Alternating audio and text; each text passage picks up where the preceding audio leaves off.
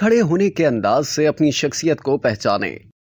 क्या आपको मालूम है कि पर्सनालिटी टेस्ट के तहत आपकी स्टैंडिंग पोजीशन यानी खड़े होने के अंदाज से भी शख्सियत और खुसूसियात को जांचा जा सकता है। आप टांगों में फासला रखकर खड़े होते हैं या सिमट कर, एक टांग आगे की जाने बढ़ाकर टांगों को क्रॉस करके खड़े होते हैं या सीधे। बस इसी अंदाज से आपकी पोशीदा शख्सियत और खुसूसियात समेत बर्ताव, मिजाज, ताकतों, कमजोरियों, जिंदगी के नुक्ता नजर, कैरियर और ताल्लुकात से मुतालिक दरियाफ्त किया जा सकता है। स्टैंडिंग पोजीशन आपकी शख्सियत के बारे में बहुत कुछ बता सकती है। बॉडी लैंग्वेज और शख्सियत की तशखीस के माहिरीन ने दहाइयों के तजर्बे से ये नतीजा अखज़ किया है कि जिस्मानी सादा इशारों जैसे कि हम कैसे खड़े होते हैं, इससे बहुत कुछ मालूम किया जा सकता है। सीधी टांगे करके खड़े होने वाले अफराद और इनकी शख्सियत। माहिरीन का कहना है कि अगर कोई शख्स मतवाजी यानी पैरेलल टांगों के साथ खड़ा है तो इसका किरदार उसके इख्तियार में होता है। ये पोजीशन मोहतरम इंसान की अक्कासी करती है। ऐसे अफराद दूसरों की बात को अहमियत देते हैं और तवज्जो से सुनते हैं। ऐसे अफराद को अक्सर अच्छा सुनने वाला समझा जाता है। मतवाजी टांगों के साथ खड़े होने वाले अफराद खुद एतमाद